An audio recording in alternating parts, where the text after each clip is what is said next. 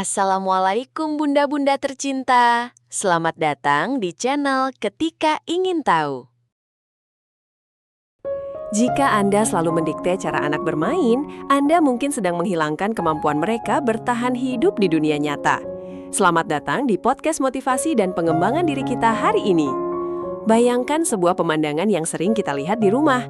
Seorang ibu atau ayah duduk di samping anaknya, memberikan instruksi detail tentang cara menyusun balok, cara menggambar pohon yang benar, atau cara menggunakan mainan edukatif yang mahal. Kita berpikir, inilah cara mencetak anak pintar.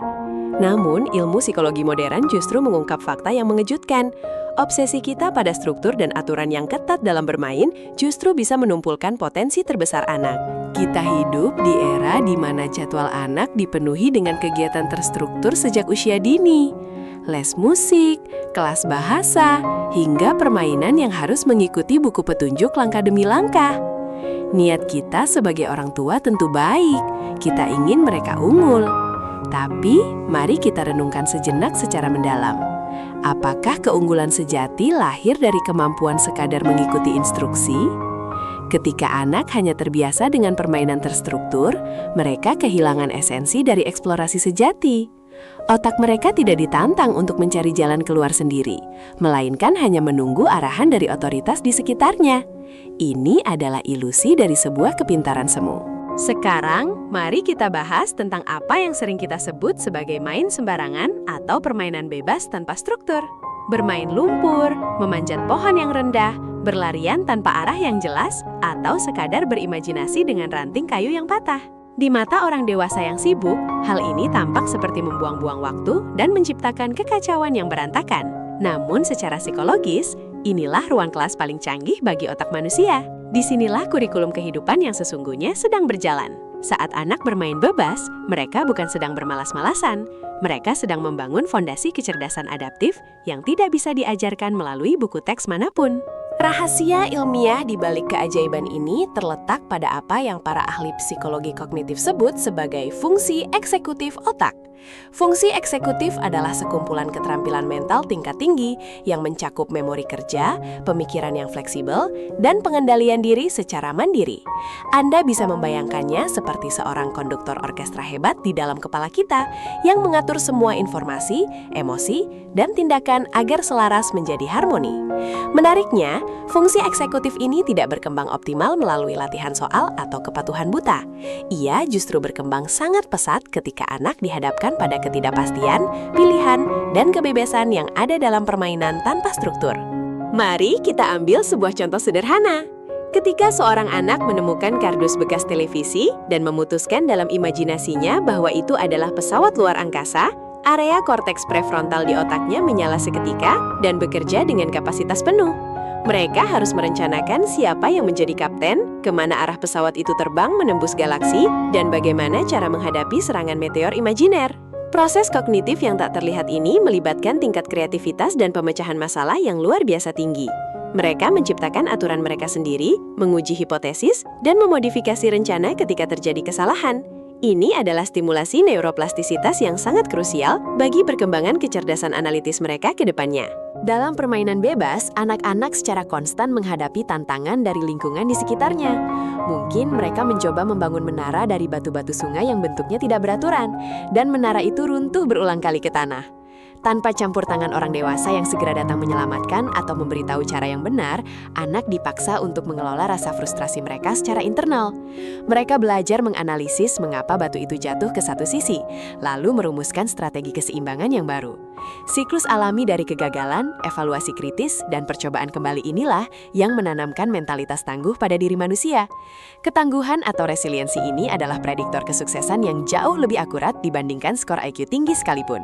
Sayangnya, gaya pengasuhan modern seringkali diwarnai oleh fenomena yang dikenal sebagai helikopter parenting, yaitu orang tua yang selalu berputar-putar di atas anak, siap menerkam, mengoreksi, dan memperbaiki setiap kesalahan kecil yang bahkan belum terjadi. Intervensi yang terlalu cepat dan tidak pada tempatnya ini secara sistematis merampas kesempatan emas anak untuk berlatih memecahkan masalahnya sendiri. Jika kita selalu menjadi pemecah masalah bagi mereka di setiap langkah, kita secara tidak langsung sedang mengirimkan pesan psikologis yang merusak bahwa mereka lemah dan tidak mampu melakukannya sendiri. Akibatnya, anak tumbuh menjadi individu dewasa yang cemas, penuh keraguan, dan sangat bergantung pada validasi eksternal ketika menghadapi kesulitan di dunia nyata yang tak kenal ampun. Lebih jauh lagi, permainan bebas merupakan sarana psikologis yang paling efektif untuk melatih regulasi emosi, sebuah fondasi bagi kecerdasan emosional. Saat berinteraksi dengan dunia fisik secara independen, anak akan merasakan berbagai spektrum emosi yang intens, kegembiraan yang meluap-luap saat berhasil, ketakutan yang sehat saat memanjat sedikit lebih tinggi dari biasanya, hingga kekecewaan pahit saat eksperimen rahasia mereka gagal berantakan. Tanpa instruksi eksternal yang terus-menerus menenangkan mereka, sistem saraf mereka secara bertahap belajar menenangkan diri secara mandiri. Kemampuan menavigasi badai emosi dari dalam diri sendiri ini adalah inti dari kematangan emosional. Anak yang pandai meregulasi emosi akan tumbuh menjadi orang dewasa yang tetap tenang di bawah tekanan yang berat, sebuah kualitas kepemimpinan yang sangat dicari di abad ini. Mari kita memproyeksikan pandangan kita ke masa depan dan melihat bagaimana hal ini menerjemahkan dirinya ke dalam kemampuan bertahan hidup yang sesungguhnya. Dunia nyata yang akan dihadapi anak-anak kita nanti bukanlah sebuah ujian pilihan ganda dengan satu jawaban benar yang tertulis di kunci jawaban. Dunia nyata dipenuhi dengan ambiguitas yang membingungkan, perubahan teknologi yang super cepat, dan masalah kompleks tanpa preseden sejarah. Mereka yang di masa kecilnya terbiasa dengan kebebasan permainan tanpa batas telah memiliki otot mental yang kuat untuk beradaptasi dengan cepat. Mereka tidak akan hancur dalam kepanikan ketika rencana A mereka gagal total, karena mereka telah terlatih menggunakan imajinasi mereka untuk menciptakan rencana B, C, hingga Z dari ketiadaan. Itulah insting bertahan hidup yang tak ternilai. Salah satu ketakutan terbesar orang tua modern adalah melihat anaknya merasa bosan. Kita seringkali merasa bersalah dan buru-buru menyodorkan layar gawai atau mainan edukatif instan saat anak mulai mengeluh tidak ada yang bisa dikerjakan. Padahal, kebosanan adalah sebuah ruang transisi psikologis, sebuah gerbang emas menuju kreativitas mandiri. Saat anak dibiarkan dengan rasa bosannya, tanpa jadwal yang padat atau distraksi digital, pikiran mereka secara alami mulai mengembara bebas. Di tengah keheningan mataharilah, ide-ide orisinal pertama kali lahir. Kebosanan memaksa otak mereka bekerja secara aktif, melihat sekeliling dengan cara pandang yang sama sekali baru, menemukan potensi bermain yang luar biasa pada benda-benda mati yang biasa saja. Jadi, mulai sekarang, berhentilah merasa bersalah ketika anak Anda tidak melakukan apa-apa, dan biarkan keajaiban kebosanan mengambil alih. Selain memperkuat fungsi kognitif personal, permainan bebas yang melibatkan anak-anak lain di luar sana adalah simulasi tatanan sosial yang luar biasa dinamis dan kompleks.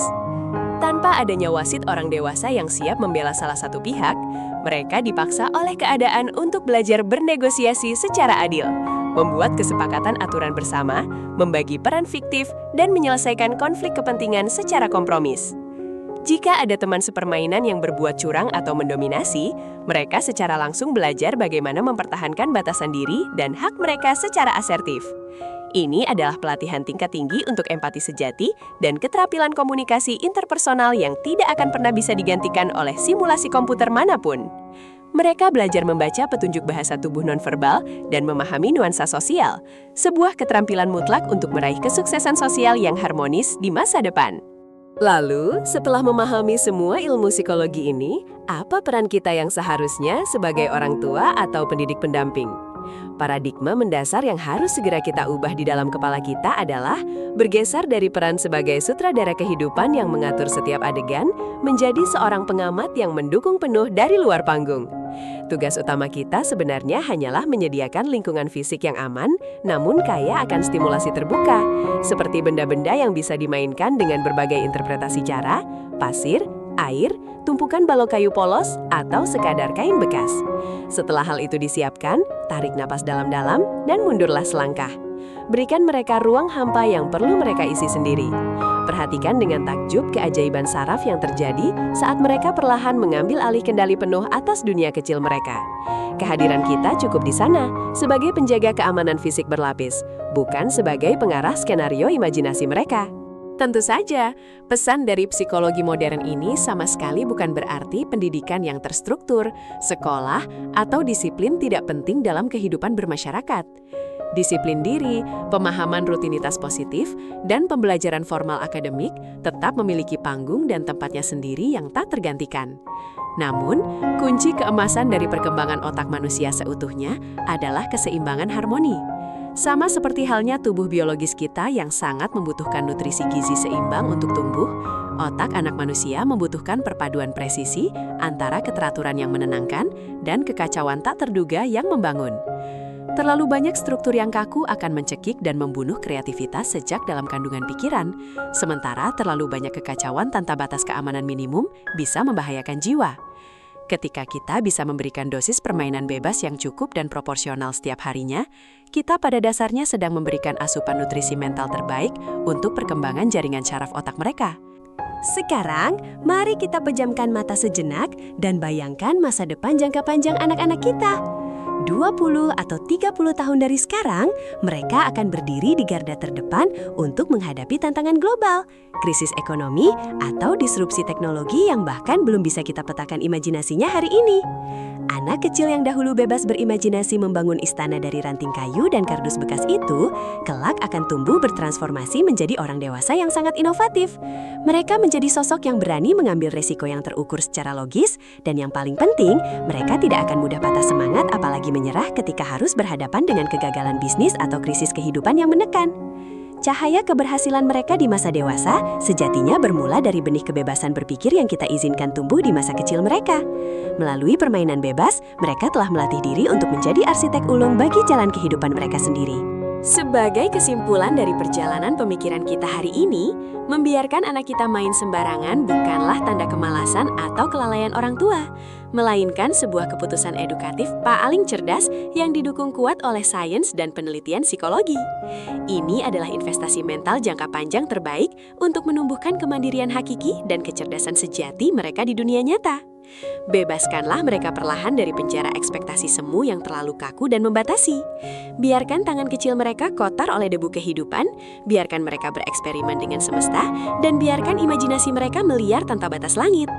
Karena dari lumpur dan ranting patah itulah benih-benih para pemikir besar, inovator pengubah dunia, dan manusia berjiwa tangguh bermula. Terima kasih banyak telah mendengarkan podcast ini dengan hati terbuka. Mulailah melonggarkan ikatan aturan bermain yang kaku hari ini juga, berikan pelukan hangat, dan saksikanlah dengan bangga saat mereka tumbuh kuat, mandiri, dan melampaui segala batas yang bisa Anda bayangkan. Terima kasih sudah menonton channel kami, Bunda. Jangan lupa subscribe ya.